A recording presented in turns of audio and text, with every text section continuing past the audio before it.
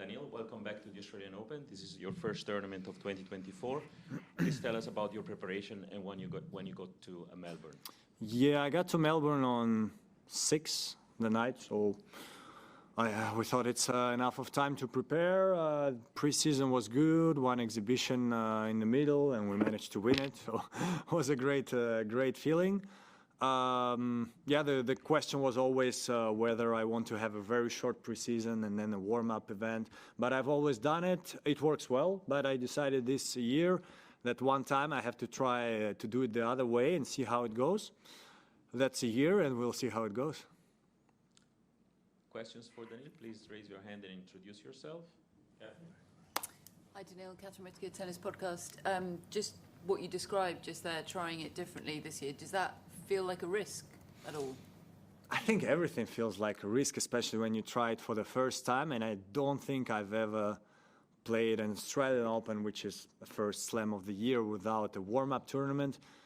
And usually the first match can be a little bit not easy sometimes of the season. I remember last year, the first match I played against Sonego, actually, he crammed after one set, which was a bit surprising. So there is a risk always, but as I say, otherwise I would be 35 years old and I would be like, I actually never spend a new year at home, never do this and that. So I decided that is a year to try. Finished late, had vacation first time at the end of the season, maybe in 4 years. So if I would go here for a warm-up tournament, I would have like, yeah, as I say, 2 weeks of preseason, and then you go non-stop.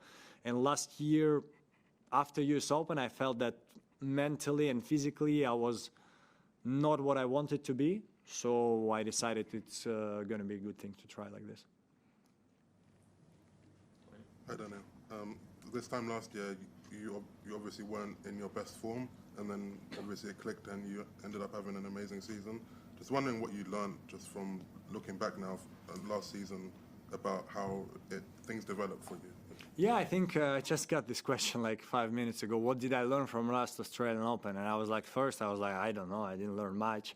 But then I thought the thing I learned is future is bright no matter what. Because as I remember last year, sitting in a press conference room was a tough feeling, you know, after the loss. I think dropping out of top 10, stuff like this, and then was probably one of the best parts of my career. So yeah, that's the motto. Future is bright. But this year, hopefully, I can play better in Australian Open and go further and show some big tennis. Do you ever feel like tired at some point during the season, maybe last year or years before? And does this change of season? Maybe you think that could help you be less tired later during the season? Yeah, first of all, for sure, many times you feel tired. And it can be different tiredness. Sometimes you're tired because it's been a long season and you're just exhausted in the end. Sometimes you can win Australian Open and feel tired for maybe, well, I'm talking win or lose in the final and be tired after because Grand Slams are tough mentally, physically, they're challenging. So many times you feel tired, and then it's always the question, how do you go with this fatigue? Do you try to overcome it? Do you take a week off, or do you go practice straight away to try to take it out? And so that's exactly why I tried. I didn't want to do a pre-warm-up tournament because, again, then you come to Australia before the new year. You're here for many weeks, and yeah, you get tired also. So it's a constant question you ask yourself, how next time do I feel better during this part of the season or this part of the season? And I don't think anyone has the answer, but you always try to find it. Hi, Daniil. David Law from the Tennis Podcast. This morning I was watching the Netflix Breakpoint episode that you were in. I wondered how you thought about and felt about how you were depicted in that show, how you were presented. Yeah, I mean, what can I say? I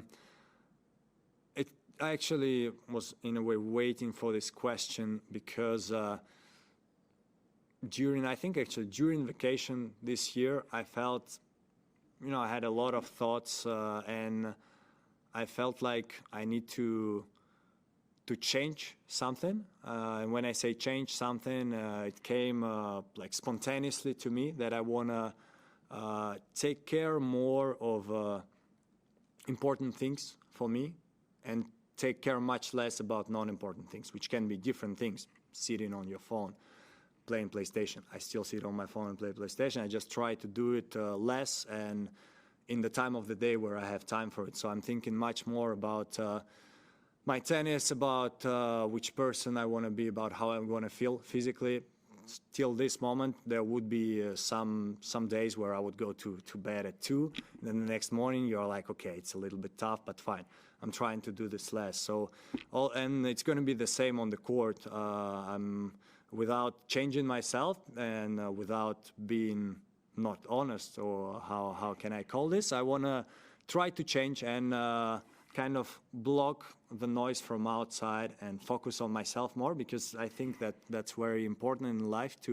The more you focus on external things and about other people, what other people think of you, what you think of other people, the less you focus on yourself. And I think that's when you can get tired, you can get frustrated about things.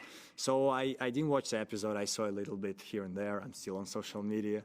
No, I didn't watch it, and probably will not, because I'll get frustrated probably. So I heard a little bit, but I don't have much to say. That's how Netflix is, and that's why we love it, because it exaggerates things, and it's usually hot and cold. There is no neutral. So people around me, people in the locker room, they know how I am on court, which can be tricky, how I am off court.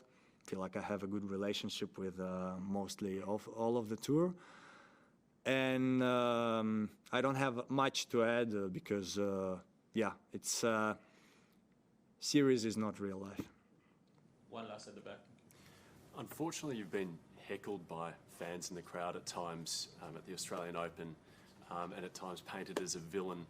Does that bother you? And do you think you'll continue engaging with those fans, or just block it out completely? Yeah, that's what I'm saying. Sometimes I could feel it could be, how we call it, not fair in a way. Sometimes, and it would be, and life is not fair. Sometimes I would deserve it, for different actions that I did, and that's what I'm saying. I want to change. I want to mature. I feel like I've done a big step this last month, and hopefully people can see it when I'm on the court, because that's the toughest challenge. Tournaments, and when you're on court, that's where the adrenaline is at its highest. That's where it's tougher to control your emotions, but that's how I want to be. I know that maybe it was not the best Grand Slam in terms of me and the crowd. And even if something happens, I just want to, kind of go with who I am. Try to do less of stupid things that don't help me as a person and don't help me as a tennis player. Hopefully I can achieve it this season, and then we're going to see a new Daniil Medvedev. But it's too early to say. I should ask me at the end of the season. Thank you very much. Thank you, guys.